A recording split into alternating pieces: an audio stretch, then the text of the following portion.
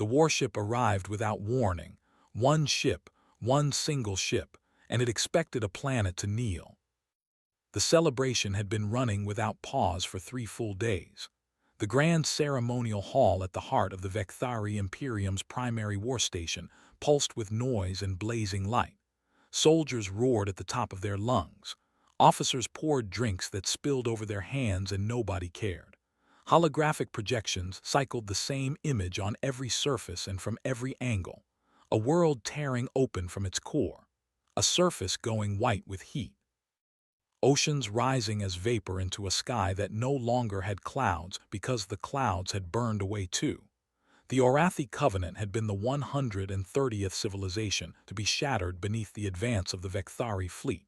It had taken less than 2 weeks to break them completely. At the very end, the Orathi people had done the only thing left to do. They had sent their highest leaders out in small vessels to offer their surrender in person. One by one, those leaders had knelt before commander after commander and begged. Mercy had not been part of the response. Supreme Regent Volnar stood at the elevated end of the hall and watched his people revel. He was tall by Victory standards. His scaled skin carried the gray-green shade of deep ocean stone, and his forearms moved with a slow and deliberate elegance that seemed almost meditative. His eyes were pale gold. That color was the mark of the ruling line and had been for 9 generations. Those eyes moved across the celebration below with the flat and satisfied expression of someone watching an event they had scripted down to the final word. 130 victories. Not one defeat. Not a single moment across the entire known history of Victory expansion, where any civilization had forced the Imperium to feel anything other than total and uncontested supremacy. An aide approached from his left and bowed deeply. The aide was young. His hands trembled slightly around the data tablet he was carrying, and he was clearly trying to hide it. Volnar did not acknowledge him immediately. He held the young aide in that bow for a long moment the way custom demanded before extending one of his lower arms and accepting the tablet without looking down. The report carried the label Sector 9 Vantage, primitive designation, Earth. Volnar scrolled through it in unhurried silence. Earth, a single inhabited world sitting in a forgettable star system at the outer boundary of a quiet spiral arm. 1 star, several planets. The intelligent species referred to themselves as humans. They were soft-bodied and bilateral and fragile in the way of short-lived things. Their recorded history was marked by an extraordinary enthusiasm for fighting among themselves. For most of recorded galactic history, Earth had been flagged as a pre-contact world. Too primitive to merit engagement. Too disorganized to present any coherent threat. Scout probes had been dispatched across multiple decades. The majority had returned with data that could generously be described as uninteresting. Humans held wars within their own borders. They argued endlessly about governance. They built cities and then damaged them with impressive consistency. The most recent survey on file described them as a chaotic species, with no meaningful capacity for engagement at the galactic level. Then 6 months ago, one of the scout probes had not come back. Volnar pressed his finger against that section of the report. The probe had crossed the outer boundary of Earth's star system. It had passed the large ringed world. It had moved beyond the gas giants. And then it had simply stopped transmitting. No explosion had been logged. No debris had been located anywhere in the surrounding volume. It had gone quiet the way a candle goes quiet, without drama, without evidence. His analysts had generated several explanations. Equipment failure was the consensus favorite. Probes malfunctioned. Gravitational drift happened. These were routine possibilities, and the Victory Imperium survey teams had long since accepted them as part of standard operations. But one analyst, a meticulous and careful individual named Fenrath, had submitted a separate secondary report alongside the official consensus. Fenrath had noted that the probe's last recorded transmission contained a fragment of unusual energy data. The fragment was small and degraded, but it matched in general terms the signature profile of a directed energy weapon strike. Something might have fired on it. Volnar had read Fenrath's report when it first arrived. He had not found it persuasive. Earth's weapons were rudimentary, kinetic launchers, chemical propellants, possibly some basic directed energy tools if the humans had been unusually disciplined across a few decades of development. None of that was remotely capable of threatening a Victories survey probe built to military specification. Fenrath was being overcautious. The probe had malfunctioned. Volnar handed the tablet back to the aide without looking at him. "Prepare the sovereign blade for departure," Volnar said. His voice was low and carried the particular quality of someone who had never once in his life needed to raise it to be obeyed. "Send War Master Drevon to Earth." "One ship," the aide blinked. "One ship, High Regent. For a planet the report indicates has no defensive fleet." "That is precisely why one ship is sufficient," Volnar said. He turned from the celebration and walked toward the long window that opened onto space. Sending a fleet to Earth would suggest that Earth deserves a fleet. It does not. One ship. Drevon will deliver the standard surrender terms. If they comply, we absorb the planet and whatever resources it carries. If they refuse, he will reduce their largest population centers until compliance becomes the only remaining option. The aide acknowledged this with a quick nod and departed. Volnar stood at the window a moment longer. 130 victories. That number sat in his chest like a warm and settled stone. No civilization anywhere in the known galaxy had held out against the Victory Imperium for longer than a month. Most collapsed within days. The ones that had attempted organized resistance lasted slightly longer, but the result was always the same. Earth would be no different. It would become number 131. 42 light-years away in a small office on the third floor of a building that looked from any outside angle like nothing more than a government records facility. Admiral Saren Holt was staring at a data screen and working on his fourth cup of coffee. The coffee had gone cold. He had forgotten about it again. Holt was in his late 50s. His face was lean and angular. His hair had gone from black to its current gray in roughly 4 years. Those were the 4 years during which he had carried responsibility for the single most demanding project in the history of human civilization. He did not look like the commander of the most powerful covert military force Earth had ever assembled. He looked like someone who worked too many hours and repeatedly skipped lunch. But his eyes were sharp, and right now those sharp eyes were reading the same intelligence report for the third time through. The report had originated from a deep space monitoring array, one of 12 that Earth had quietly positioned at the outer edges of the solar system over 2 decades.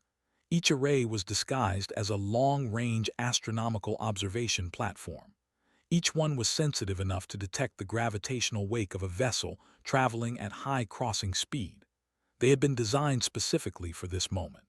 A Victory warship had crossed the outer boundary of the monitoring perimeter 4 hours ago. Its identification profile matched the Sovereign Blade, one of the Victory Imperium's designated heavy conquest vessels, a ship with 47 confirmed planetary subjugations on its operational record. Its drive signature indicated a steady approach velocity, not combat speed, not an attack run. It was strolling toward Earth the way someone walks to a task they consider beneath their full attention. Holt set down his cold coffee and pressed the call key on his desk. "Get me Savin and Voss. Tell them to be in the briefing room in 20 minutes. Tell them to bring everything." He stood and walked to his office window. Outside, the city was moving exactly as it always moved. People went about their mornings. Children walked to school. A few streets away, someone was playing music too loudly, and someone else was probably thinking about asking them to stop. Life was entirely ordinary and completely unaware of what was moving toward it. Holt looked at the sky. It was clear and blue and wide and calm. He could see the thin white streak left by a commercial aircraft that had already moved on. He could see what looked from here like a satellite catching the early light as it drifted across the upper atmosphere. He knew what that object actually was. It was not a satellite. It was the outermost layer of a weapons platform that had been fully operational for 11 years and that no member of the public had ever been told about. There were 37 similar objects distributed across various orbital bands. There was a reason Earth had never responded publicly to decades of confirmed contact data about alien civilizations. There was a reason the deep space monitoring arrays had been constructed under the administrative classification of long-range weather prediction infrastructure. There was a reason the Terran Shield Fleet had conducted its training operations on the far side of the Moon for the past 18 years under exercise designations that appeared in no public record. Earth had known this day was approaching. Earth had been building toward it. Holt turned away from the window. He picked up his jacket and walked toward the briefing room. 20 minutes later, the three of them sat around a table covered in holographic overlays and streaming data. Dr. Myra Savin was already seated when Holt arrived, and she looked like she had not slept, but her eyes were completely focused, and her expression was steady. She was in her early 40s. She had quick hands and the particular kind of calm that comes not from an absence of fear, but from a lifetime of making the decision that fear is not a useful tool. She was the person who had spent 23 years disassembling pieces of alien technology and returning them in improved form. General Cadran Voss arrived 30 seconds after Holt. He was a large man who moved with a quietness that always seemed slightly mismatched with his size. He had commanded Earth's orbital fortress network for 9 years. He sat down. He folded his hands on the table. He looked at the Admiral without speaking. Holt activated the main holographic display. The Sovereign Blade appeared as a blinking point of light moving in slow, measured progress through the outer solar system. "They sent one ship," Holt said. Voss looked at the display. "One ship. They think that is sufficient," Savin said. She did not sound offended. She sounded like someone storing a piece of information in exactly the right filing location. "By every measurement they currently have access to, it probably should be," Holt said. He widened the display to show the full solar system. "They have absorbed 130 civilizations. Several of those civilizations had actual fleets, standing armies, organized planetary defenses. None of it stopped a single Victory conquest vessel." He paused. "They are not wrong to send one ship. Based on everything they know, that one ship is enough." "Based on everything they know," Voss repeated quietly with a faint trace of something that was not quite a smile. Holt looked at him. "How long until the fortress network reaches full activation?" 6 hours, Voss said. "Everything is already holding at standby. We need to complete the power-up sequence and run final calibrations." Holt nodded and turned to Savin. "The Phantom Arsenal is ready," she said simply. "It has been ready for 2 years. I need authorization to move it from secured storage into active configuration." Holt gave the authorization with a nod. Savin pulled up a secondary display and began moving through her checklist. Holt watched her for a moment. He had worked alongside her for more than 2 decades. He had watched her sit in her lab for 16-hour stretches pulling apart pieces of alien equipment that carried no documentation and no context and no instructions, and slowly and methodically working out how they functioned, and then working out how to make them function better. The Victory Imperium had spent centuries building its military technology. Myra Savin had spent 23 years reverse engineering it and improving it, and constructing Earth's own version with a degree of quiet, stubborn dedication that in Holt's view was the most purely human thing he had ever been privileged to witness. He turned back to the display.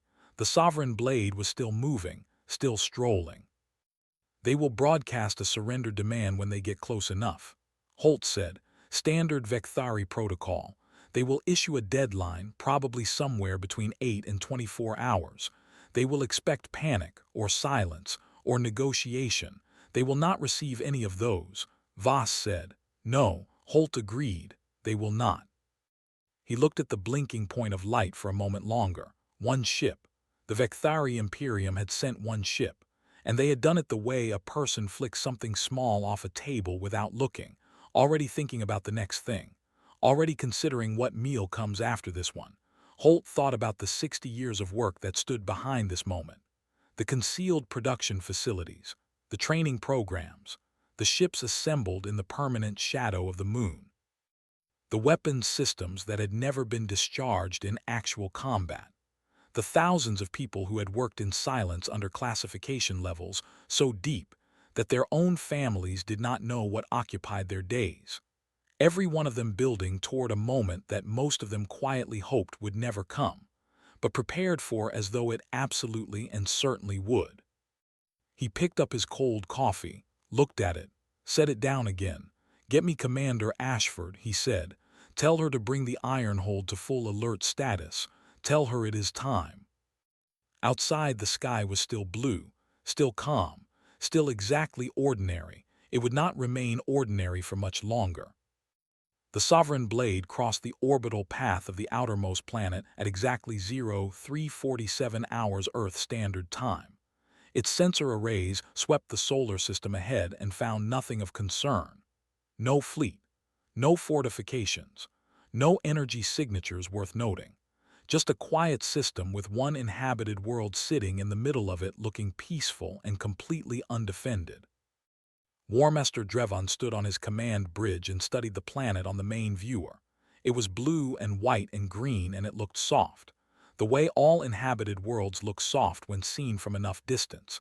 He had seen this particular view 147 times across his career. A new world, a new civilization, the same conclusion every time. He told his communications officer to prepare the surrender broadcast. He did not tell him to prepare the weapon systems. That could wait. He expected this engagement to be finished before his next sleep cycle. The broadcast went out at 0612 hours.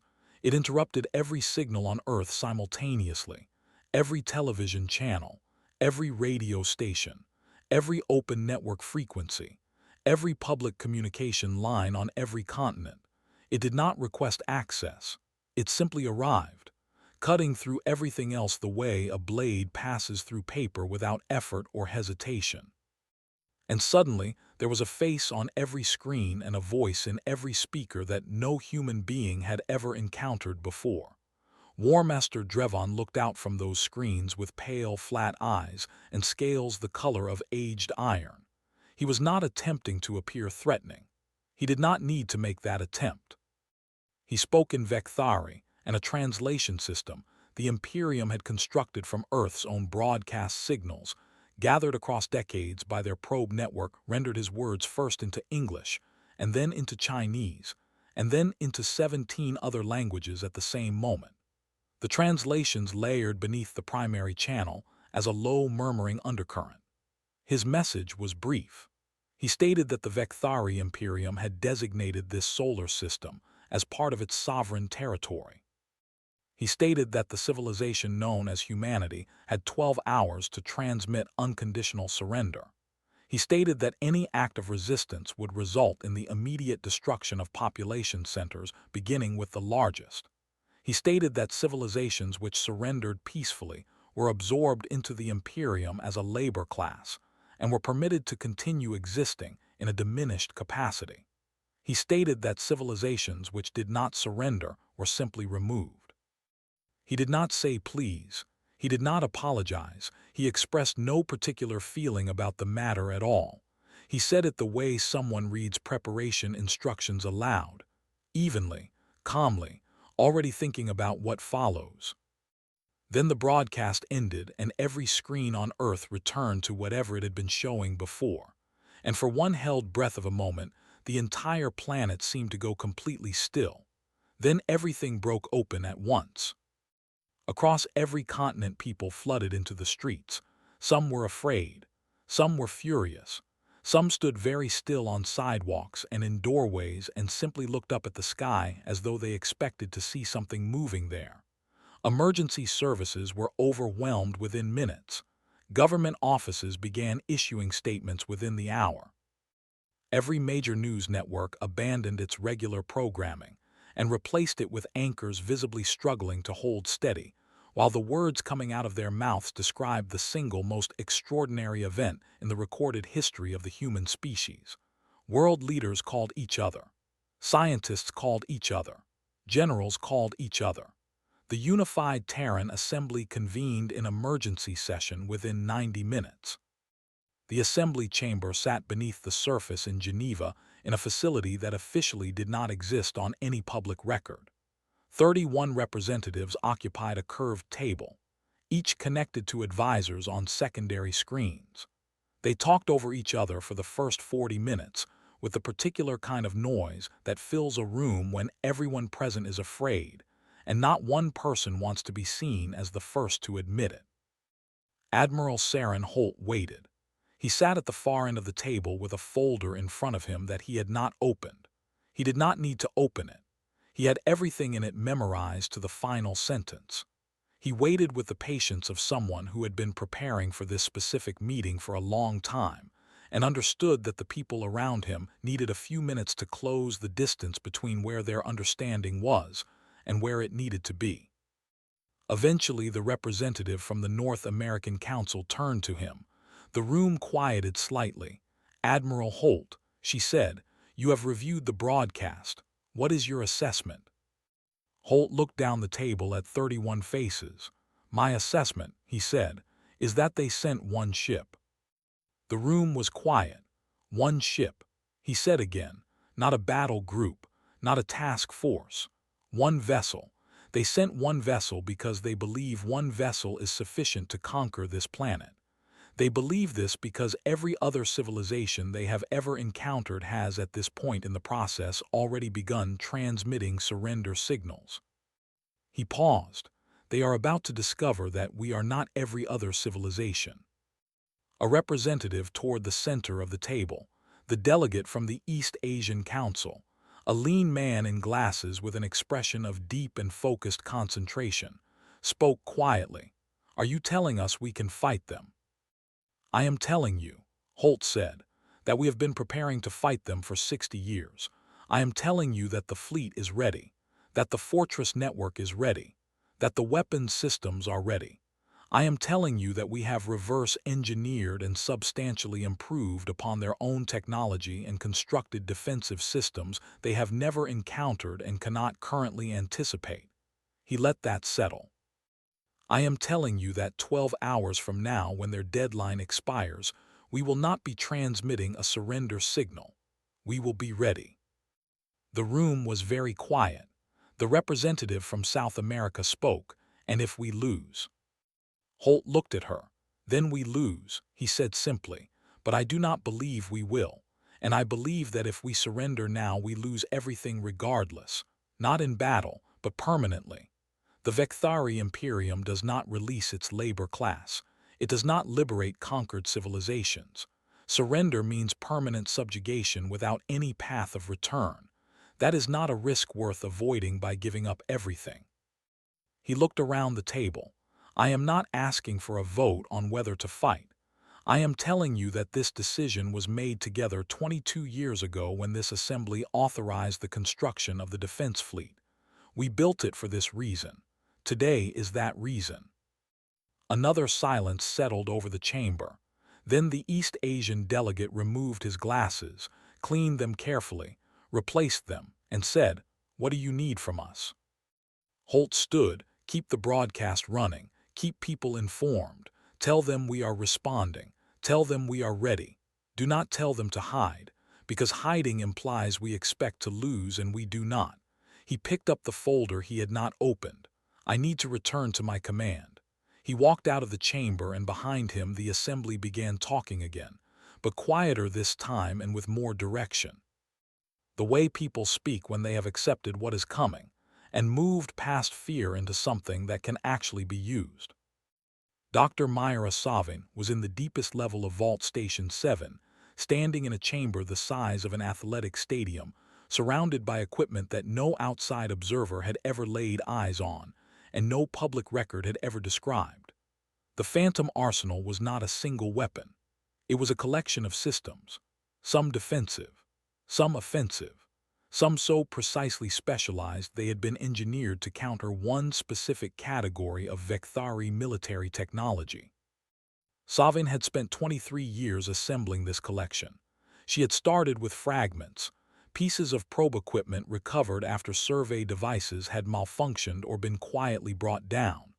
She had carried those fragments into her lab and spent months on each one tracing the energy principles behind them, working through the engineering logic, testing, failing, testing again. The first thing she had constructed from Victory technology was a shield, a small one, barely large enough to protect a single vehicle, based on the energy deflection layer she had found in a probe's collision protection system. It had taken her 4 years to make it function reliably, another 3 to bring it up to ship scale, 6 more to improve it to the point where it could absorb impacts that the original Victory design simply could not survive. That was how she worked. She did not copy what she found. She found it, understood it, and then asked the one question the Victory Imperium had apparently never thought to ask about its own technology: what would make this better? The Imperium had never needed to ask that question. They had conquered enough civilizations on their existing specifications that improvement had never felt necessary. Their weapons worked. Their shields worked. Their ships worked. Why change what works?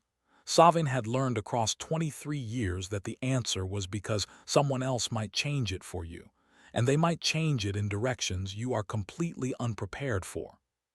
She moved through the chamber, now checking systems and reading outputs, and giving quiet instructions to a team of technicians who had worked alongside her for years, and who moved through the space with the focused efficiency of people who have run the activation sequence in drills more times than they could easily count. The arsenal came to life around her piece by piece, energy cells powering up, targeting arrays aligning, communication links to the fleet and the fortress network confirming one by one. Each green confirmation light in the chamber was a promise made 60 years ago being kept. Her comm channel opened. Admiral Holt's voice came through. Savin, status. Full operational in 4 hours, she said, ahead of schedule. Good, Holt said. Drevon's deadline is in 6. Then we will be ready with 2 hours to spare. How is the unraveling array? Savin paused for a moment. The unraveling array was the last thing she had built, the project that had taken the longest and cost the most, and that she had turned over in her conscience more than anything else in her career. It was not a weapon she was proud of in the way she was proud of the shield upgrades or the targeting improvements. It was a weapon she had built because she had understood that there might come a moment when nothing else would be sufficient. It is ready, she said. I hope we do not need it. So do I, Holt said. The channel closed. General Cadron Voss stood on the command deck of Orbital Citadel 1 and watched his network come online. The stations were not beautiful objects. They were functional and gray and armored to a degree that made elegance irrelevant. They had been disguised for years as communication relay platforms. They did genuinely relay communications, which had made the disguise significantly easier to sustain. But beneath the relay equipment, beneath the signal towers and antenna arrays, each station was a weapons platform capable of delivering concentrated energy fire, launching guided kinetic projectiles, deploying drone swarms, and projecting localized interference fields that could disrupt the targeting systems of incoming vessels. 24 of them, placed in an interlocking network across Earth's orbital space, positioned so that any vessel approaching Earth would simultaneously fall within the effective range of multiple stations, and could not maneuver into a position where it faced only one. The Victory Imperium had no intelligence on these stations. They had been built quietly, maintained quietly, operated under their cover identity for more than a decade. Voss watched the power readouts climb across his display. Station by station, the network reached full operational status. Green confirmations across every board. He turned to the officer beside him. Get me a channel to the iron hold. The channel opened, and Commander Ashford's voice came through. She was 38, composed and steady. She had commanded the ESV Ironhold for 3 years.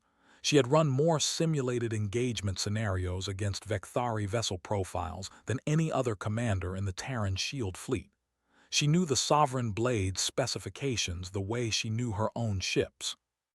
"General," she said, "Commander Ashford, your status." "Ready," she said simply, "the fleet. 17 other ships, all confirmed operational, all holding position behind the moon as planned." A brief pause. "We have been tracking the Sovereign Blade's approach. It is moving at low speed. No combat configuration yet. They have not even powered their weapons to full charge." Voss smiled slightly. "Confident, extremely," Ashford said. "I have reviewed their full engagement history, every planet they have approached since the 80th conquest. The civilization surrendered before the deadline expired. They have not fought a serious battle in a very long time." Another pause. "That is going to work against them." "Yes," Voss said, "it is." The 12 hours passed. No surrender signal came from Earth. Drevon waited past the deadline by 20 minutes as standard protocol permitted. He sat in his command chair on the bridge of the Sovereign Blade and watched the communications display, waiting for the inevitable last-minute transmission. The panicked message from whatever passed for a planetary government, offering resources, promising compliance, begging for terms. It did not come. His communications officer turned from his station. "No signal, War Master. The deadline has passed by 22 minutes. Drevon looked at the blue and white world on his main viewer. It sat there peacefully, its surface wrapped in cloud on one side, its lights visible on the night side. The lights of cities full of small, soft creatures who apparently did not understand what was about to happen to them. He was not angry. He did not feel contempt exactly.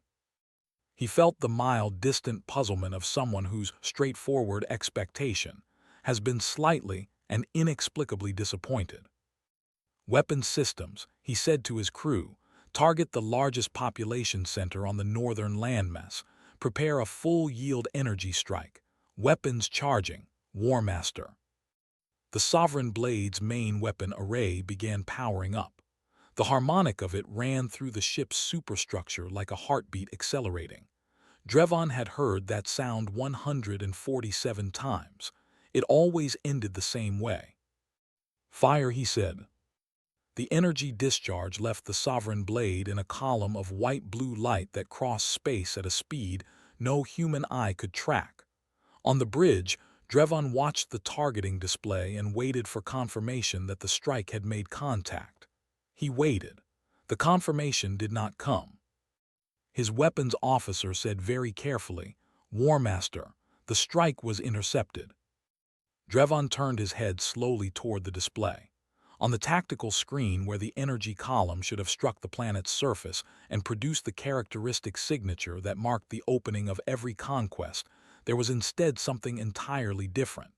Something in low orbit had moved. Something had come between the shot and the planet. Something had accepted a full-yield energy strike directly into its facing. And it was still there. Drevon stared at the screen. "What," he said, "is that?" And from the planet below, before his weapons officer could respond, 24 objects that his sensor sweep had identified as communication towers rotated on their axes and looked directly at him. The first thing that told Drevon something was wrong was the silence. After a full-yield strike from the Sovereign Blade, there was never silence. There was always the confirmation from his crew. There was always the image on the tactical display of a city going dark, a surface fracture beginning, the pressure wave expanding outward from the impact point. There was always the next step, a second strike, or a communication from the planetary government offering surrender, or both. There was none of that now. There was only the tactical display showing that the energy column had struck something and that something had held. Drevon was on his feet before he had consciously decided to stand. He crossed the bridge in 4 long strides and stood directly in front of the main tactical display and stared at the data working through what he was seeing. The object that had intercepted the shot was an orbital platform. Structurally, it appeared to be a communications array. Hexagonal, ringed with what had appeared from his initial scan to be signal equipment, moving in a standard orbit. but it had moved. It had rotated on its axis and presented a flat face to the incoming shot, and the flat face had simply absorbed the hit and remained in position. Drevon had fired full-yield strikes at planets, at warships, at orbital defense installations. In 147 engagements, he had never struck anything that simply took the energy and kept floating. Analysis, he said to Serex. The ship mind spoke from the bridge's central array in the cool, precise tone it maintained under all circumstances. The platform employed an energy absorption field. The technology appears derived from Victories deflection architecture, but the conversion rate is significantly higher. The platform absorbed approximately 92% of the strike's total energy output. The remaining 8% was dispersed as heat radiation. A brief pause. I would like to note that standard Victories deflection fields operate at a maximum conversion rate of 61%. Drevon stared at the display. They improved it. That is the most accurate interpretation. Yes, Serex said. Drevon turned to assess the orbital space surrounding Earth. His sensors were processing the expanded data now, and what they were finding was rearranging his understanding of the situation faster than he was comfortable with. The 24 platforms he had initially cataloged as communications infrastructure were not communications infrastructure. They were weapons stations. He could see them rotating into firing alignment now. All 24 of them. Their angles shifting in a coordinated pattern that indicated a shared targeting network. How long have those been in place? He said. Based on the construction material density and the settling characteristics in their orbital paths, I estimate 8 to 12 years. Serex said. They were effectively disguised. My earlier scan did not identify them as weapons platforms. Drevon absorbed this. 12 years. The humans had been concealing weapons platforms in plain view for 12 years, and the Victories Imperium's probes and survey operations had never identified them. He filed that thought where it needed to go. Weapons, he said. Full charge, all arrays, target the platforms, take them down before they. The platforms fired. They did not fire one at a time. They fired in a coordinated burst generated by the shared targeting network of 24 stations simultaneously. Each shot calculated to arrive at the sovereign blade from a slightly different angle at a slightly different moment, timed so that no two impacts would strike the same shield facing at the same time and allow the ship's deflection system to recover between hits. Drevon felt his ship shudder. The Victories deflection field held. It was built for warship combat and was significantly more resilient than anything the Imperium had expected to encounter at Earth. But the shots kept arriving. The platforms were cycling their fire at a rate that was notably fast for the energy discharge volumes involved, and the angles kept shifting, always finding a new section of the Sovereign Blade's defensive surface to press against. Deflection field at 87%. His weapons officer said, "Return fire." Drevon said, "All arrays, concentrate on the closest platforms first." The Sovereign Blade opened up with everything it carried. The warship was nearly 4 kilometers in length, armed with 16 primary energy arrays and 48 secondary batteries, and it produced a volume of fire that had in previous engagements reduced orbital installations to scattered fragments in under 2 minutes. The platforms accepted the hits. Their shields absorbed some shots. Others broke through and left visible damage on the station hulls. 2 of the 24 stations went dark as their shield systems were overwhelmed and their equipment destroyed. Drevon watched those 2 go down with a brief surge of satisfaction. Then 22 continued firing, and 2 replacement platforms he had not detected on his earlier scan emerged from behind the planet's upper atmosphere and took the vacant positions. "There are more of them," his sensor officer said with a note in his voice Drevon did not like. "How many more? I am still completing the count." The sensor officer said, "But there are significantly more." Drevon walked back to his command chair and sat down carefully. He brought up the tactical display on his personal screen and looked at what his sensors were now revealing as they continued their expanded sweep. The platforms were one layer. Behind them, in slightly higher orbits, there were smaller defensive objects. Mines, he realized, disguised as space debris, positioned in clusters designed to guide an approaching vessel into zones of concentrated fire. And in the upper atmosphere moving below the platform network, there were what appeared to be surface-launched defense drones deploying in large numbers, rising in spiral formations designed to create overlapping engagement envelopes. It was a layered defensive network, each layer built to work with every other layer. Strip away the platforms and you entered the mine clusters. Push through the mines and you moved into the drone zones. And all of it was firing at him with weapons that outperformed what they should have been capable of based on everything the Imperium knew about human technological development. "Cerex," he said quietly, "Warmaster, these weapon systems, what is their technology base?" A pause. This pause was slightly longer than Cerex's standard response interval, which indicated the ship mind was working through something genuinely complicated. The energy signatures across multiple systems indicate Victory technological foundations. The targeting architecture appears derived from Victory sensor design. The shield technology, as previously noted, is an improvement on Victory deflection fields. The projectile weapons show characteristics consistent with Victory kinetic array technology. Another pause. However, in every case, the human implementations show modifications and improvements that do not match Victory standard specifications. They have taken our technology and changed it. Drevon was quiet for a moment. He thought about the probe that had gone missing 6 months ago. He thought about the analyst Fenrath who had submitted the secondary report suggesting the probe might have been shot down. He thought about how he had dismissed that report, how Supreme Regent Volnar had dismissed it, how everyone across the entire Imperium had looked at Earth and seen a primitive world with no meaningful capacity for conflict at the galactic level. He thought about 60 years of probes sent to this system, some of which had come back, some of which had not. The ones that had not, he had a strong feeling now about what had happened to them. Deflection field at 74%, his weapons officer said. The platforms continued firing. The drones were rising into weapons range now. They were small and fast and numerous, hundreds of them in a cloud formation. Each one individually manageable but collectively a nightmare for a targeting system designed to engage large threats rather than fast small swarms. "Target the drones," Drevon said. "Secondary batteries, wide dispersal."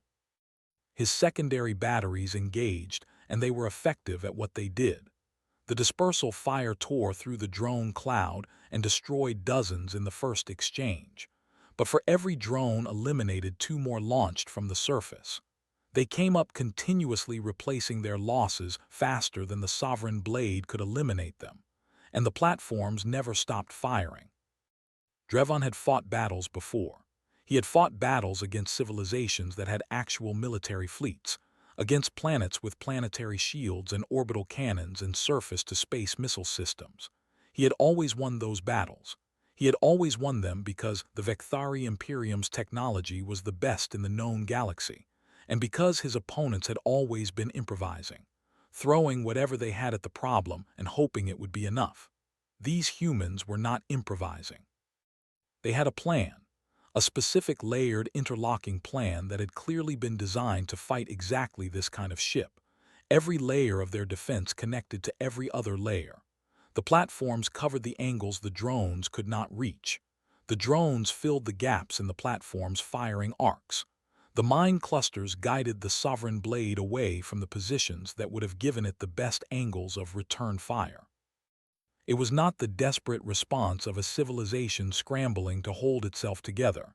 It was a trap, a 60-year trap. Deflection field at 68%, his weapons officer said, and there was something different in his voice now. The steadiness that Victory officers maintained under combat stress was beginning to carry a thin note of something that was not steadiness.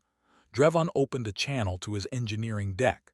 "I need the deflection field reinforced. Pull power from secondary life support and non-essential systems." "Yes, Warmaster," the engineer said, reinforcing. but War Master. The pattern of incoming fire is targeting our reinforcement zones. Every time we strengthen a section of the field, the fire concentrates on the section immediately adjacent. They are tracking our reinforcement patterns. Drevon stared at his screen. They were reading his ship's defensive responses and targeting accordingly. "Sarex," he said, "I see it." The ship mind said, "They have detailed knowledge of our deflection field mechanics. They understand how the system prioritizes reinforcement. They are exploiting the reinforcement cycle." They had the probe data. Of course they did. Every probe the Imperium had ever dispatched to this system, the ones that had returned and the ones that had not, had carried standard Victory technology, standard shielding, standard drive systems, standard sensors. A human scientist with access to those probes, with 20 or 30 or 40 years of study time, would have understood the reinforcement cycle of a Victory deflection field at a fundamental level. They had turned his own technology into a detailed map of his vulnerabilities. Drevon pushed the thought aside. The Sovereign Blade was still a warship. It was still far more powerful by any objective measure than anything it was currently fighting. 68% deflection capacity was not a crisis. He had fought battles at 20% and prevailed. "Push forward," he said. "Move toward the planet. Get inside the platform network. Close range. Use our size advantage." His helmsman began the maneuver. The Sovereign Blade moved forward, its drives pushing against the engagement envelope, working to get beneath the angle of the platform fire. Drevon watched the screen and began planning his next move. What he did not see, what his sensors had not yet detected because they were positioned on the far side of the moon and running their drives at minimum power output specifically calibrated to remain below sensor threshold, were 18 ships. They were waiting. They had been waiting for hours. They were waiting for him to move forward. In the command center on Earth, Admiral Saren Holt watched the tactical display as the Sovereign Blade began its push inward. He had been standing at this display for 4 hours, watching the defensive layers work, tracking the warship's responses, noting every adjustment Drevon made and the time it took him to make each one. He turned to Voss, who stood beside him. "He is moving in, as predicted," Voss said. "Commander Ashford," Holt said, "it is time to come around." Voss opened the channel. "Commander Ashford, the Admiral gives the order, bring the fleet around the moon." There was a brief pause and then Ashford's voice came through, calm and clear. "Understood, fleet is moving." Holt looked at the display. The Sovereign Blade was still firing, still pushing forward, still in some deep and settled part of its War Master's thinking, believing that it was in a difficult battle it would eventually win because it had always eventually won. Holt thought about the 60 years of work behind this moment. He thought about everyone who had built this and trained for this and waited for this. He thought about the 130 civilizations that had not had 60 years to prepare. He watched the display and waited for Commander Ashford's fleet to appear on his sensors. They appeared 30 seconds later, 18 ships coming around the edge of the moon in clean formation, drives at full power, every weapon system charged and aligned, emerging into open space like a fist unfolding with purpose. Drevon's sensor officer did not lose his professional composure. He was trained beyond that, but the clipped and compressed quality of the words he spoke, stripped of the steadiness that Victory officers spent years perfecting, told Drevon everything he needed to know before he even looked at the display. "War Master, 18 contacts emerging from behind the planetary satellite. Drive signatures indicate warship class. They are." A half-second pause. "They are moving to intercept." Drevon looked at his display. 18 ships. They were not large by Victory standards, each one roughly a fifth the size of the Sovereign Blade, but they were moving in tight formation with a precision that indicated not just training but deep and long practiced familiarity with each other's patterns. They were positioned in 3 staggered rows of 6. The formation designed specifically to ensure that regardless of which direction the Sovereign Blade turned, at least 2 rows of ships would maintain an unobstructed angle of fire. They had designed this formation for a ship of his exact size. He had not thought about that until this moment, and the thought settled in his chest with a weight he had not felt in years. "Identify them," he said. His sensor officer ran the scan. "Hull configurations do not match any recorded vessel type in Imperium intelligence records. Drive technology is consistent with modified Victory propulsion systems. Weapon signatures indicate energy arrays of an unknown class." The officer paused again. "They have not appeared in any of our probe data." They were built somewhere the probes never found. Drevon thought. He thought about the far side of the moon, a convenient location he had never thought to scan specifically because the moon was barren and uninhabited and not worth the sensor allocation time. The fleet opened fire. It struck the Sovereign blade from 18 different points almost simultaneously. The shots were coordinated in the same layered cycling pattern as the orbital platforms, each hit arriving at a slightly different angle on a slightly different section of his deflection field, never allowing the system full recovery time between impacts.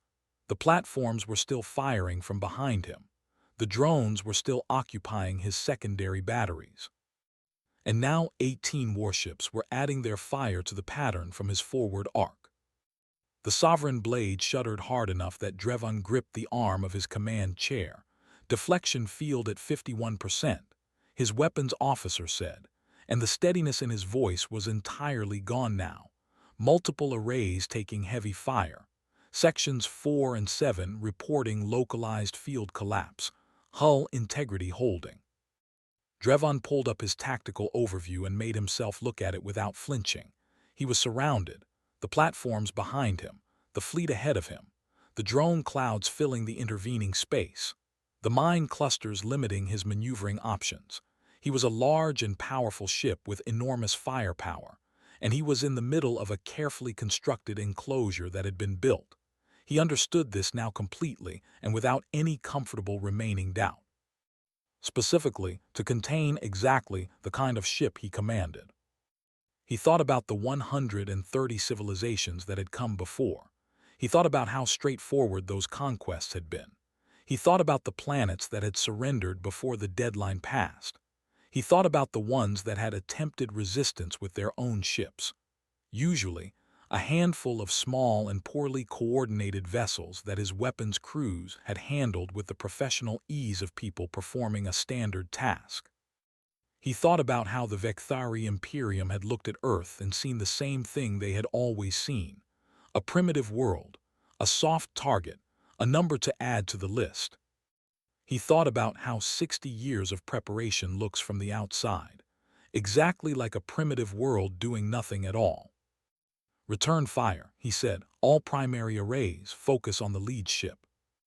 The Sovereign blade's remaining primary arrays swung toward the approaching fleet and discharged.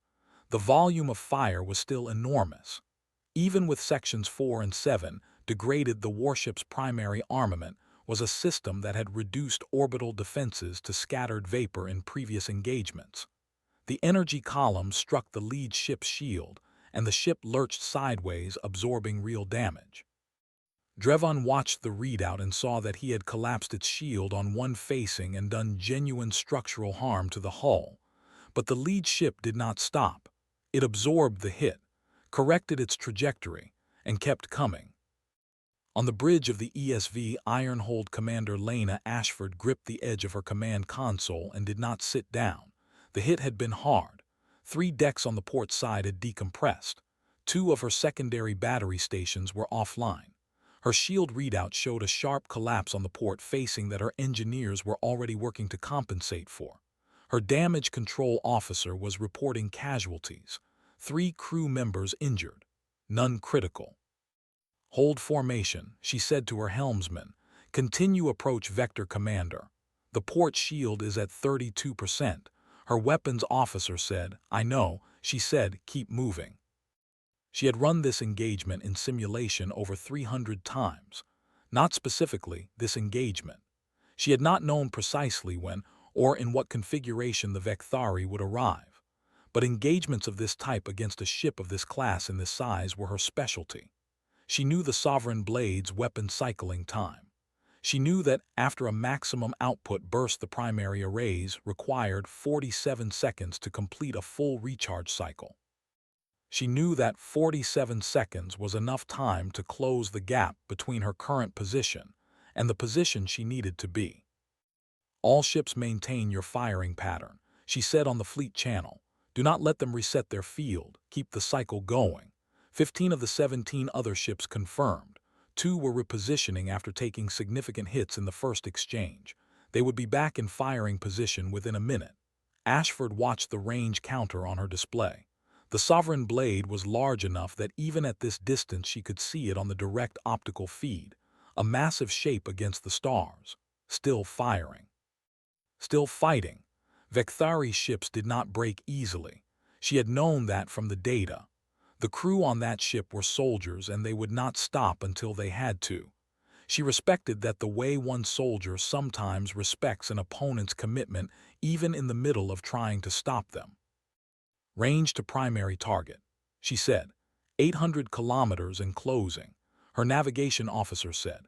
Prepare the flank strike package, she said. The flank strike package was something she had developed specifically from her study of Victories deflection field architecture.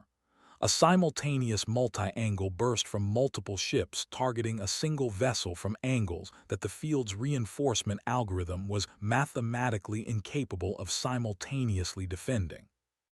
It required precise positioning and precise timing. Every ship in the strike group had to be exactly where it needed to be at exactly the right moment. She had practiced it 312 times. All ships in strike group confirmed positions, she said. 6 ships confirmed their positions were exact. Fire, she said. 6 ships discharged simultaneously at 6 different angles on the Sovereign Blade's hull. Each shot striking a point the deflection field's reinforcement system could not cover without leaving a different point exposed. The combined effect was immediate and visible on every display. Sections of the warship's right side went dark as the field collapsed under the impact cascade. Metal vaporized. Something structural gave way. One of the Sovereign Blade's primary arrays went silent. Ashford watched the readout again, she said. Same pattern, rotate 30 degrees. The strike group fired again. Drevon felt the second hit before his instruments reported it. The Sovereign Blade shook with a violence that was different from the sustained battering of the previous exchange. This was not accumulated fire eroding his defenses over time. This was a precision strike that had found the geometric vulnerabilities in his deflection field and exploited them simultaneously. He had never experienced that before. He had never encountered an opposing force that clearly understood his defensive architecture well enough to attack it geometrically. Deflection field at 33%, his weapons officer said, his voice stripped of everything now. Primary arrays 2, 5, and 8 are offline. Hull breach confirmed in sections 14 through 18. Explosive decompression on decks 7, 8, and 9. Drevon sat very still in his chair and looked at his tactical display. His situation was clear. 33% defensive capacity. 3 primary arrays lost. Taking coordinated fire from multiple directions simultaneously with no viable maneuvering space. The 18 human ships were closing to short range. At short range, his size advantage diminished because smaller ships could target hull sections not fully covered by the weakening field. He needed to withdraw or he needed reinforcements. Open long-range communications, he said. Priority signal to Supreme Regent Volnar. Report our status. Request immediate. War Master. The communications officer's voice was flat. Long-range communications array is offline. It was destroyed in the last exchange. Drevon looked at the communications station. It had not been a random hit. He worked back through his memory of the strike impacts and found it. One specific shot from one specific angle that had struck exactly the position where his long-range array was mounted. Not the short-range array. Not the sensors.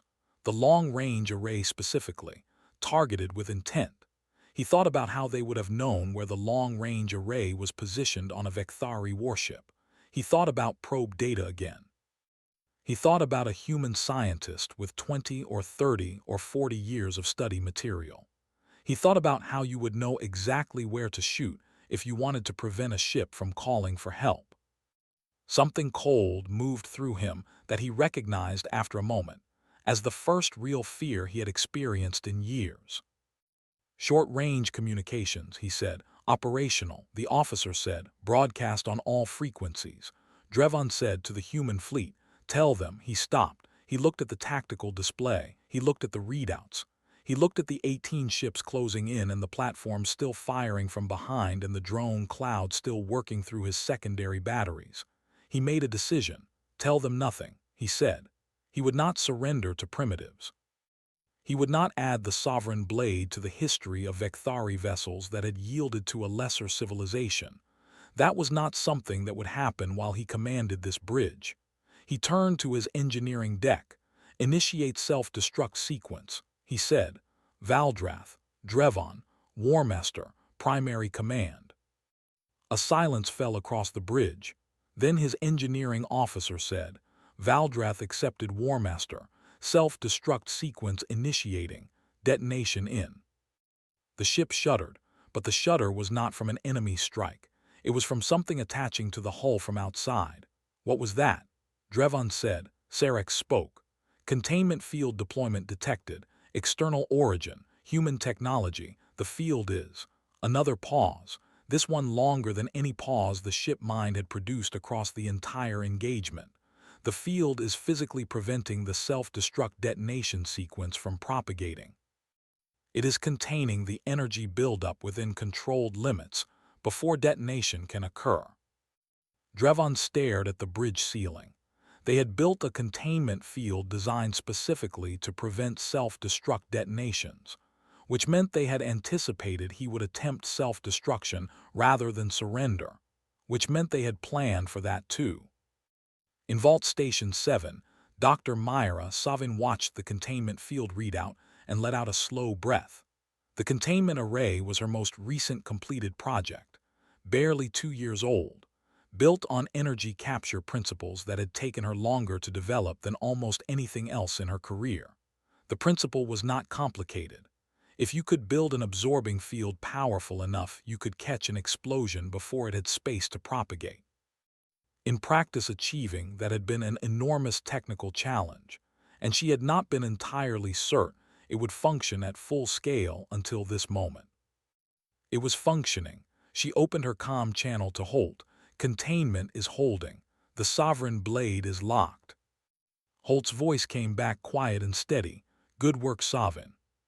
She looked at the readouts showing the condition of the Victory ship. 33% deflection capacity.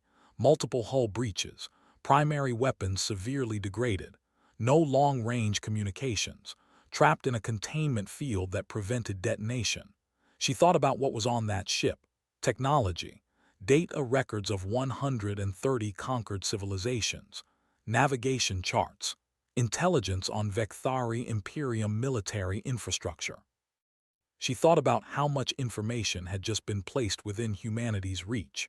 She thought about the 130 civilizations that had not had 60 years to prepare. Her expression was not triumphant. It was something quieter and more serious than triumph. It was the expression of someone who understands that winning a battle is not the same as winning a war, and that what comes next matters as much as what just happened. She turned back to her equipment and began preparing the next phase. Outside in orbit, the sovereign blade sat locked and helpless inside a field of human energy, surrounded by ships that should not have existed, defeated by technology that the Victory Imperium had never imagined could be turned against them. Drevon sat in his command chair in the silence of a bridge that had stopped receiving good news an hour ago, and for the first time in his career, he had nothing left to do. Admiral Saren Holt opened the channel himself. He did not route it through a translator. He spoke in Victory language that Dr. Savin had compiled from 60 years of intercepted Imperium communications. The language had been part of Holt's private study for 12 years, learned in the early mornings before the rest of his staff arrived, practiced in the evenings. spoken to himself during long walks through the corridors of the command facility, until he could form the sounds with something close to natural ease. He spoke it now over the short-range channel directly to the Sovereign Blade. I am Admiral Saren Holt, commander of Earth's Terran Shield Fleet. Your ship is contained. Your weapons are offline. Your self-destruct is suppressed. You have no remaining offensive or defensive capacity. I am offering you the opportunity to surrender, to order your crew to stand down and to be received aboard one of our vessels as a prisoner of war.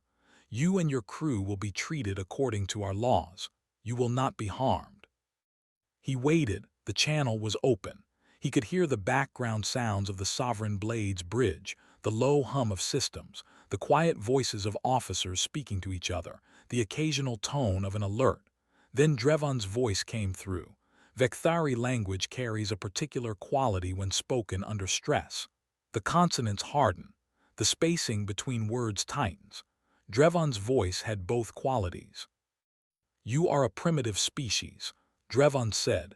You live on one planet. You have existed in this galaxy for a fraction of the time the Victory Imperium has ruled it. You do not offer terms to a war master of the Imperium. You do not. I am not offering terms. Holt said, I am offering mercy. There is a difference. Terms are negotiated. Mercy is given. You are not in a position to negotiate. He paused. I will not make this offer again. Another silence. Then Drevon said very quietly, the Imperium will send a fleet. It will take them time to understand what happened here. When they do, they will come in force, and what you have done today will not matter. Perhaps, Holt said, but today you are here and they are not. Today this is your decision. I suggest you make it carefully. The silence stretched for 30 seconds, then a minute. Then Drevon said, the Victory Imperium does not surrender to primitives. Holt closed his eyes for one moment, not from frustration, out of something more like quiet sadness. The kind a soldier carries when a battle did not have to end the way it ends, but ends that way regardless. He opened his eyes, understood, he said, and closed the channel. He turned to Voss, who stood beside him at the tactical display. Tell Savin to arm the array. Dr. Myra Savin had built the unraveling array across a period of 7 years. She had not wanted to build it. She had argued against it in the early planning sessions when the question of Earth's final defensive option had first come up. She had said the scale of the weapon was disproportionate, that the energy requirements were enormous, that it was the kind of weapon that should not exist unless it absolutely had to. Admiral Holt had listened to her argument with care. Then he had said, you are right that it should not exist unless it has to. Which is why I want you to build it so that if it has to exist, it exists and functions rather than not existing and leaving us without a final answer. She had built it. The principle was an extension of the containment field technology, the same fundamental understanding of how energy fields interact with matter, taken to its extreme conclusion. A containment field captured energy before it could expand. The unraveling array did the opposite. It introduced a cascade of precisely calibrated energy frequencies into the molecular bonds of a target, disrupting those bonds at a fundamental level, converting matter into dispersed particles that could not be reassembled. It did not explode things. It did not burn them or vaporize them in the conventional sense. It took them apart at the atomic level and scattered the components so completely that nothing coherent remained. Savin had tested it on small objects in her lab. She had tested it on a rock the size of her fist. And after the test, she had looked at the space where the rock had been, and there was nothing there. Not even dust, because even the dust had been dispersed beyond the detection threshold of her instruments. She had sat quietly for a while after that test. Then she had written up the results and filed them and continued working because that was what she did. She stood at the array control station now and received the authorization code from Admiral Holt. The code was correct. The system confirmed it. She began the activation sequence. The array was not a single weapon. It was distributed components placed across 12 of the orbital platforms linked by a coordinated firing system Savin had designed to ensure the energy cascade reached every part of the target simultaneously. The Sovereign blade was nearly 4 kilometers long. Reaching every part of it at precisely the same moment required careful geometry and precise timing. She had calibrated the geometry and timing many times. "System ready," she said on the command channel. Holt's voice came back, "Fire when ready." Savin looked at the display showing the Sovereign blade locked in the containment field. She thought about the crew on that ship, the soldiers who had not chosen to come to Earth, who had been sent here by a supreme regent who treated civilizations as objects to be catalogued. She thought about the 130 civilizations that had been catalogued. She thought about the Orathi Covenant, the last one, the people who had sent their leaders out in small ships to beg for mercy that had not been given. She pressed the activation key. The 12 platforms fired in a single coordinated burst lasting 0.3 of a second. The Sovereign blade did not explode. There was no dramatic fireball, no expanding cloud of debris, no shock wave rolling through the surrounding space. There was a brief and very intense pulse of light that the direct optical feed captured clearly, a pale blue-white radiance that surrounded the shape of the ship for a fraction of a second. And then the light faded. The ship was gone, not damaged, not destroyed in the conventional sense. Gone. The space where a 4-kilometer warship had been positioned 30 seconds ago was now simply empty space. The containment field had nothing left to contain. The mine clusters and the drone formations found no remaining target. The orbital platforms adjusted their sensors and confirmed what the optical feed had shown. There was nothing there. Savin stood at her station for a long moment. Then she said into the command channel, "Target eliminated. No residual matter detected." She heard Holt's quiet response, "Thank you, Savin." She turned off her station display and sat down in her chair and did not say anything else for a while. The search took 3 days, not because anyone expected to find the ship. They did not. But because a complete battle record required a confirmed absence of debris. Earth dispatched collection drones through the entire engagement volume, scanning at every available frequency, checking for any fragment of material large enough to identify as part of the Sovereign blade. They found weapon discharge residue from the battle. They found particles from the platforms destroyed in the opening exchange. They found traces of the drone formations. They found nothing from the Victories warship, not a hull plate, not a power cell, not a structural component or a data core or a piece of equipment. Nothing. On the 4th day after the battle, Admiral Saren Holt sat in his office with the final search report in front of him and a cup of coffee that was for once still warm. He read through the report carefully. The language was technical and precise, and emptied of emotion the way official reports always are. The conclusion was stated in a single sentence at the end. No recoverable material from the target vessel was identified within the search volume. He closed the report. He thought about what to do next. The answer had been in the planning documents for 20 years. He pulled up the prepared message file, reviewed it once, changed 3 words, and then sat for a while longer. The message needed to reach the Victories Imperium. The Sovereign blade had lost its long-range communications array before the final exchange and could not be used to relay anything. But Earth had other options. The deep space monitoring arrays were built for transmission as well as detection. 12 arrays positioned at the outer edges of the solar system, each capable of broadcasting on Victories communication frequencies. The message would reach Victories space in approximately 48 hours. Holt finalized the message and sent it to the broadcast station. Then he opened a second document, one not addressed to the Victories Imperium. The message to the Imperium was brief. It was recorded in Warmester Drevon's own language in Holt's careful Victories, and was also translated into 11 other galactic languages that Earth's communication analysts had compiled from 60 years of intercepted signals. Languages spoken by civilizations the Victories Imperium had conquered or threatened or was currently watching. The message said, "The warship Sovereign Blade entered Earth's solar system 97 hours ago and broadcast a demand for this planet's surrender. Earth did not surrender. A battle occurred. Earth search teams have completed a thorough survey of the engagement volume. No wreckage from the Sovereign Blade was found. No debris. No material. The Sovereign Blade and its crew no longer exist in any form that can be recovered."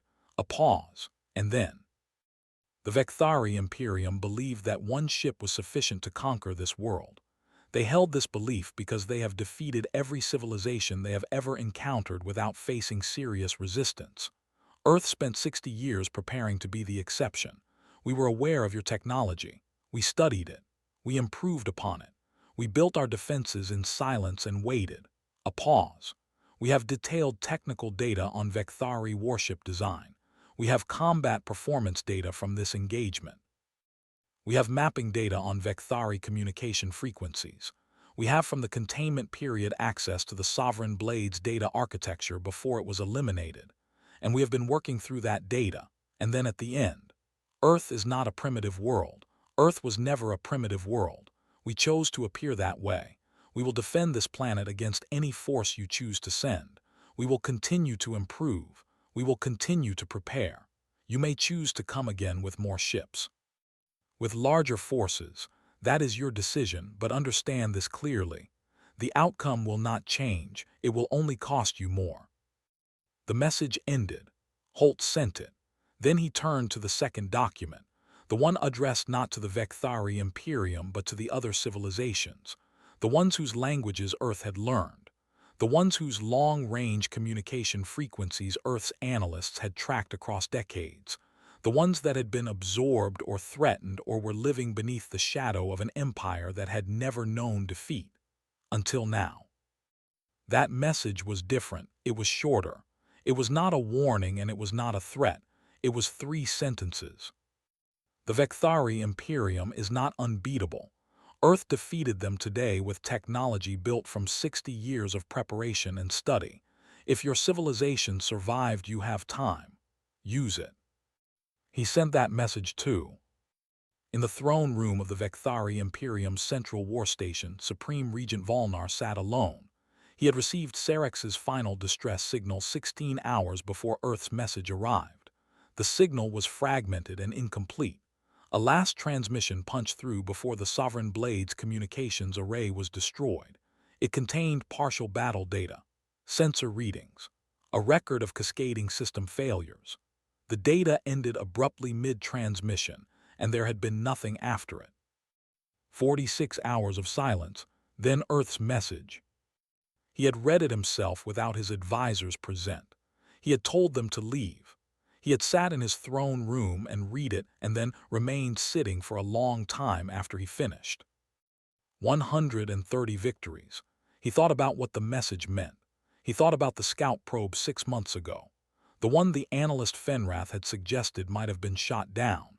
He thought about how he had dismissed that report. He thought about how the Imperium had looked at Earth for 60 years and seen nothing worth serious attention, and how Earth had used those 60 years to become something that deserved to be taken very seriously indeed. He thought about the message he had not yet replied to and the message that had been sent to the other civilizations, the ones under Imperium control or Imperium threat, and what it would mean when those civilizations received it. He thought about the fact that Earth had stated they had data from the Sovereign Blade's architecture, the navigation charts alone, the routes, the coordinates, the locations of Imperium military installations and fleet staging points, represented an intelligence breach of a scale the Victory Imperium had never experienced. He thought about a great many things. He did not have easy answers for any of them. After a long time, he stood and walked to the window of the throne room and looked out at space. The same space he had looked at his entire life. The space that had always been his Imperium's. The space through which 130 conquest ships had traveled without losing once. 130 victories. 1 defeat. He had no framework for what to do with that. His entire understanding of the Victory Imperium's place in the galaxy was built on the premise that the Imperium did not lose. The civilizations that submitted did so because they believed the Imperium could not be stopped. The civilizations that had briefly resisted had been eliminated quickly enough that the resistance never became a story other civilizations could point to. The Imperium's power was partly military, but it was equally built on certainty. The unbroken and unquestioned certainty that fighting back was pointless. Earth had broken that certainty. One planet, one battle, one ship sent as an insult, not even wreckage left behind. He stood at the window for a very long time.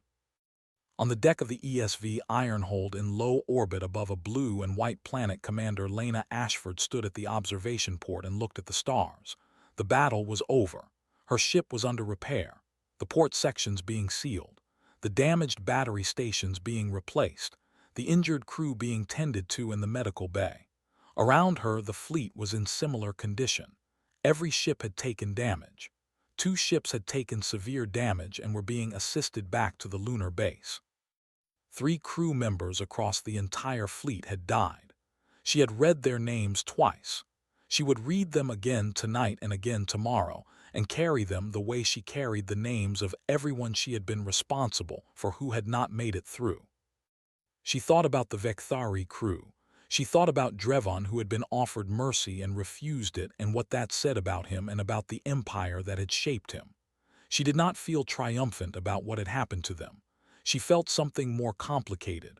The weight of a serious thing done in a necessary moment. The kind of weight that does not lift quickly, and probably should not. She thought about the 130 civilizations. She thought about the message Admiral Holt had sent to them. You have time. Use it. She hoped they heard it.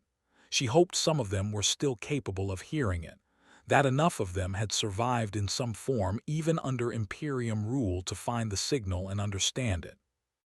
She hoped that somewhere in some system she had never heard of a scientist was sitting in a lab with a piece of technology that did not belong to their civilization and was taking it apart carefully and asking the right questions. The stars were very bright from up here, clear and distant and impossibly numerous, each one a sun, most of them with worlds orbiting them. Some of those worlds with people going about their days, not knowing that the quiet empire that had ruled their corner of the galaxy for a long time had just encountered something it had never encountered before. A wall. A wall built with patience and stubbornness, and the particular human insistence on preparing for the worst possible outcome, and then refusing to accept it even when it arrived at the door. Ashford stood at the observation port for a while longer. Then she turned and walked back to her command station because there was still work to do, damage reports to review, resupply schedules to coordinate, after-action analysis to write, the 1,000 practical things that followed a battle and needed to be handled by the person in command. She sat down in her chair and pulled up her display. Outside the observation port, the stars continued to burn. Earth was still there, still standing, still after everything, still standing. And somewhere in the distances between those stars, a message was traveling at the speed of light through the dark, carrying 3 sentences to civilizations that had been told for a very long time that there was no point in hoping. You have time. Use it. If this story hit the way it was meant to hit, then you know what to do. Hit the like button and let this one find the people who need to hear it. Subscribe to the channel so you never miss a story like this one. New videos drop regularly, and every single one of them is built to make you feel exactly what you just felt. Welcome to the crew. We are just getting started.